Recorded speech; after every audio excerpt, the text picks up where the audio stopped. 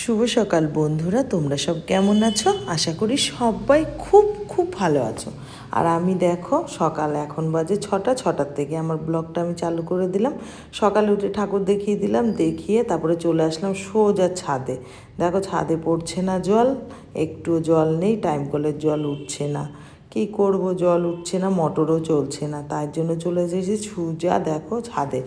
তারপরে একটা লাগানো ছিল, মানে অটোমেটিক জল বন্ধ হয়, সেটা থেকে উঠিয়ে দিলাম, তারপরে জল পড়ছে। আর দেখো বাইরে কত কুয়াশা, দেখো পুরো অন্ধকার, বাড়িঘর দেখা যাচ্ছে না, মানে দূরে দেখলে বাড়িঘর দেখা। তারপরে চলে আসলাম নিচে, দেখো নিচে এসে সোজা চলে গেলাম বাইরে।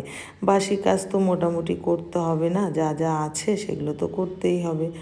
আর রোজের কাজ তো, রোজকার কাজ এগুলো আমাকে করতেই হবে। দেখো আগে ঝাড় দিয়ে নিয়েছি, তোমাদের সাথে আর শেয়ার করিনি।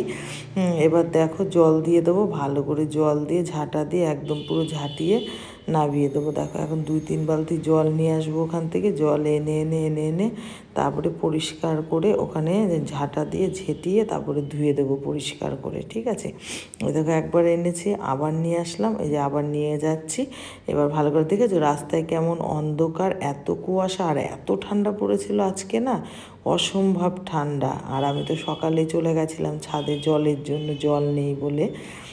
তাই দেখলাম, মানে কি আর বলবো, ঠান্ডার শেষ নেই। আর অন্ধকারে বাড়িঘর দেখা যাচ্ছে না, দেখেছো ওইদিকে দূরে দেখা যাচ্ছে পুরো সাদা কুয়াশা হয়ে গেছে। তারপরে দেখো আমি তো আগেই ঝাড় দিয়ে নিয়েছি ভালো করে, তারপরে একটু জল দিয়ে ভালো করে একটু ঝাড় দিয়ে দিলাম। ঝাড় দিয়ে আমি একটু মিউজিক দিয়ে দিচ্ছি, তোমরা দেখতে থাকো, কেউ স্কিপ করো না প্লিজ, হ্যাঁ।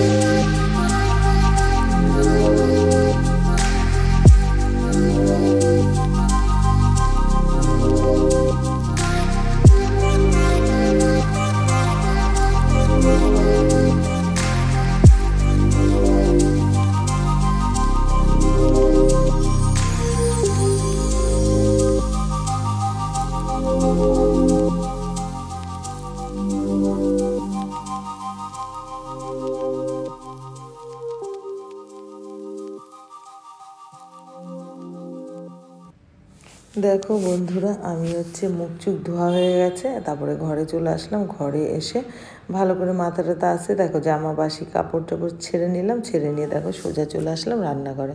দাদাভাইকে চিনি ছাড়া চা দিয়ে দিলাম, আর এই যে আমার চাটা নিচ্ছি। আর তোমরা তো সবাই জানো আমি দুধ চা খেতে একবারই চা খাই, দুধ চা খাই খুব ভালো লাগে আমার, তাই দুধ চা করছি। দুধ চাটা চিনি দিয়ে সুন্দর করে, এই দেখো চা আবার আজকে একটু বেশি হয়ে গেছে, পড়ে গেল, অত কিছু হবে না, আমি কিছু মনে করি না। আমার এত ভালো লাগে সকালবেলা চাটা খেতে, তাই আমি চাটা খেয়ে নিচ্ছি, তোমরা দেখতে থাকো। তারপরে দেখো আমার ডাল হয়ে গেছে, মানে একদিকে ডাল একদিকে চা করেছিলাম, তাই ডালটা এখন দেখো সম্বার দিয়ে নাবিয়ে নিলাম গাবলার মধ্যে। তারপরে আমি চাটা খেলাম, এবার চাটা আমি খাচ্ছি। এরপরে দেখো চাটা খেয়ে তারপরে তো আমার বাসি কাজ আছেই ঘরে টুকটাক, সেগুলো আমাকে সব করতে হবে। তার মধ্যে কালকে নিয়েছিলাম বেতো শাক, সেই বেতো শাক এখন কাটবো কী করে, ছোট ছোট কী করব, এখন কাইচি দিয়ে সেই বেতো শাকগুলো কাটবো, দেখতে থাকো তোমরা। এই দেখো কিভাবে কাটছি আমি বেতো শাকগুলো, কারণ এই ছোট ছোট শেকড় তো অসুবিধা প্রচণ্ড, এদিকে ছাড়িয়ে ফেললে একদম এলোমেলো হয়ে যাবে। তাই আমি ভাবলাম কি এইভাবে ছোট ছোট চুল কাটার মতো কেচি দিয়ে আমি শাকটাকে কেটে নেব, দেখতে থাকো তোমরা, কেউ স্কিপ করো না কিন্তু।